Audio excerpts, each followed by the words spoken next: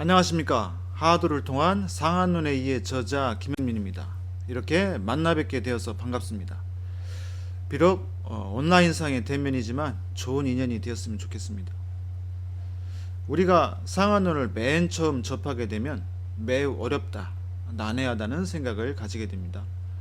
하지만 저는 일반인들도 쉽게 이해할 수 있을 정도로 최대한 쉽고 평이한 용어를 사용하여 상한의 병리를 설명할 것이고, 또한 상한론의 처방을 설명할 경우에는 요리의 레시피를 분석한다는 마음으로 쉽게 설명드리도록 하겠습니다. 그러니 편안한 마음으로 강의를 들어주시고 이후 각자의 노력과 연구를 통해서 더욱 전문화된 기량을 늘려나가시기를 바라겠습니다. 동아시아인들이 이 땅에 자리 잡은 시기를 대략 수십만 년 전으로 거슬러 올라가게 된다면 아마도 동아시아인들이 약초를 사용하기 시작한 시기도 이와 비슷하다고 볼 수 있을 것입니다. 이렇듯 수십만 년 전부터 이 땅에 자리 잡은 동아시아인들은 자기 자신 혹은 주변의 환자들에게 이런 약초 저런 약초들을 써보면서 때론 심각한 손상을 입기도 하고, 때론 기대하지 못했던 커다란 효과를 확인하면서 입에서 입으로 전하고 또 간단하게 기록도 하면서 천연 약물학이 발전해 온 것이고, 그 결정판이 바로 2000년 전쯤에 글로써 책으로서 정리가 되었는데, 그것이 바로 상한론이다, 이렇게 유추할 수 있을 것입니다. 그리고 상한론의 내용은 우리가 만병의 근원을 감기라고 말하는 것처럼 독감 또는 몸살 감기로부터 그것을 치료하지 못하거나 잘못된 방법을 사용함으로써 발생되는 다양한 부작용, 심지어 죽음에 이르기까지의 전 과정을 케이스별로 자세히 기록하고, 또한 거기에 합당한 치료 방법까지도 소개하고 있는 그야말로 한방 용약의 바이블이라고 할 수 있습니다. 따라서 오늘날 우리가 익히 알고 있는 동의보감, 방역아편, 사상의학 등등 한방 용약의 모든 것이 상한론으로부터 파생된 결과물로서 한약을 쓰겠다는 사람은 반드시 이 상한론을 철저하게 통찰하고 있어야 하는 것입니다. 다만 문제는 이 상한론이 2000년 동안 책으로서 전해져 내려오면서 당대의 여러 권위자 또는 당대의 내로라 하는 여러 의사들에 의해서 그 내용이 심각하게 왜곡되는 문제가 발생하게 됩니다. 즉, 상한론의 원본이 한 권 있다고 가정했을 때 이를 옮겨 쓰는 과정에서 때로 착오가 생기기도 하고, 이를 가져다가 공부한 권위자가 이를 다시 편집하고 여기에 다시 자신의 사견을 집어넣어서 자신의 제자에게 물려주는 일이 2000년 동안 반복되면서 결국 진본은 오간데 없고 현재 돈황본, 강치본, 강평본, 옥한본, 고개충본, 당본, 송본, 성본의 8개의 판본이 전해져 내려오는 상황으로서 그 내용 또한 난잡하여 내용의 중심을 잡아나가기가 참으로 어려운 상황입니다.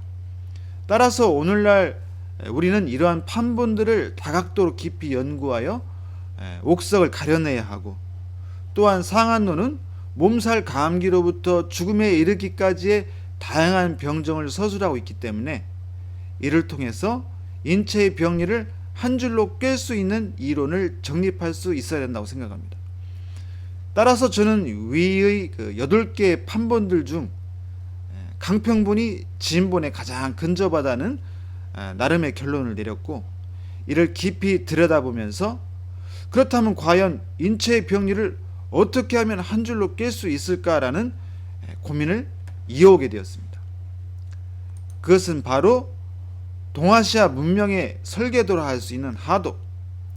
다만 본 강의를 통해서 하도의 철학적 배경과 이를 상한론에 접목시키는 것은 다소 장황한 설명이 이어져야 하기 때문에 이에 대한 자세한 설명은 아래에 소개되고 있는 이 블로그를 방문하셔서 자유롭게 다운받아 보시고 함께 연구해 보시기를 바라겠습니다. 따라서 요점만 간단히 말한다면 하도의 우주관이자 가치관인 삼태극,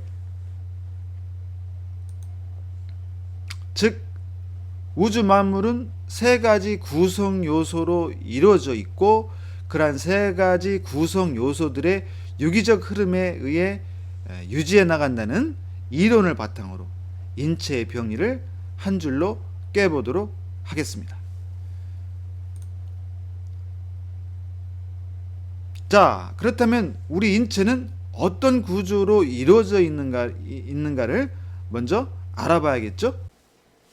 물론 다양한 기준을 세워 우리 몸의 구조를 살펴볼 수 있겠지만 우리 동아시아에서는 일단 우리 몸을 이렇게 눈에 보이는 부분과 눈에 보이지 않는 부분으로 양분했습니다. 먼저 눈에 보이는 부분은 우리 몸뚱이와 그 내부를 채우고 있는 우리 몸의 70%를 이루고 있는 물과 혈액, 그리고 눈에 보이지 않는 우리 몸의 구성 요소는 기운, 즉 우리 몸에 흐르는 에너지와 인간의 마음이라는 네 가지로 크게 나누었고 이를 정, 혈, 기, 신이라 표현하였던 것입니다. 다만 이 정과 혈은 눈으로 확인할 수 있는 결정체이자 나중에 또 자세히 말씀드리겠지만 하나로 움직이는 기능단입니다. 이 몸뚱이와 혈액, 눈에 보이는 우리의 이 형체는 뭉뚱그려서 하나의 기능 단위로 기능단이라고 할 수 있으므로 이를 딱 묶어서 정이라고 표현하였고 이러한 기능 단위를 추동하는 에너지를 바로 기라고 표현해 왔으며 사람의 마음을 바로 신이라고 표현해 왔던 것입니다. 정기신, 이게 바로 하도가 표방하고 있는 삼태극의 3요소, 즉 삼원, 세 가지 으뜸되는 그런 요소가 되는 것이고 우리 한의학에서는 이를 정은 기는 양기, 그리고 이 신은 환극이라고 달리 표현하고 있는 겁니다. 자, 그렇다면 우리 인체는 이러한 삼원, 즉 정기신이 어떻게 분포되어 있을까요? 이에 대해 먼저 장경학 선생은 저기 그림에 보이는 이 검은 점 환극이죠. 우리 공식 한의학 용어로는 명문 또는 단전, 명문단전이라고 하는 이 자리입니다. 즉 우리 몸의 무게중심이자 마음의 중심자리가 되는 이 단전 또는 명문단전이라고 하는 자리에 이러한 명문은 원기, 즉 에너지의 뿌리가 되고 수화라면 이제 우리 몸의 음양의 이런 조화를 말하는 거죠. 양이 머무는 곳이며 오장의 음기는 이것이 아니고서는 양분을 자양받지 못하고 오장의 양기는 이 오장의 에너지는 이것이 아니고서는 추동하지 못한다. 이렇게 표현해 왔던 것입니다. 자, 저 흑점, 즉 명문을 중심으로 우리의 이거 바로 이제 환극이라고 하는 자리고 명문단전, 단전 여러 가지 명칭이 있습니다. 이 자리를 중심으로 우리의 마음이 모이고 우리의 정신이 집중되고 이에 따라 우리 몸의 에너지가 추동되는 그런 에너지의 중심축을 형성하며 우리 몸 전체 정, 음을 추동하는 그런 인체의 삼원 구조를 나타내고 있는 것입니다. 자, 그렇다면 이것이 우리 인체에게만 적용되는 것일까요? 참으로 우연히도 이러한 동아시아의 우주관은 현대 물리학의 빅뱅설과도 맞닿아 있어 빅뱅 후 시간과 공간을 만들어가며 우주로 퍼져나가던 먼지와 가스, 즉 여기서 먼지라 함은 눈에 보이는 물질, 바로 정 또는 음이라고 할 수 있는 것이고, 가스는 바로 에너지, 기를 말하는 것입니다. 이와 같이 우주로 비산해 나가던 우주의 먼지와 가스는 우연히 밀도가 높아진 한 점, 보통 블랙홀이라고 하나요? 우연히 밀도가 높아진 한 점, 우리 동아시아에서는 신이라고 표현하고, 또 신이 모이는 자리, 그리고 환극, 어떤 그 중심축이 되는 이런 자리를 중심으로 수축 회전 운동을 하며 우주의 세포라 할 수 있는 은하를 형성하게 된 것이고, 우리 우주에는 이러한 은하가 수천억 개가 있다고 말합니다. 그리고 우리 태양계의 태양은 바로 이 희뿌연 빛 가운데 먼지 같은 한 점이 되는 것이니, 우리 인간의 미미함이라는 것이 어느 정도인지 가늠하실 수 있으실 것입니다.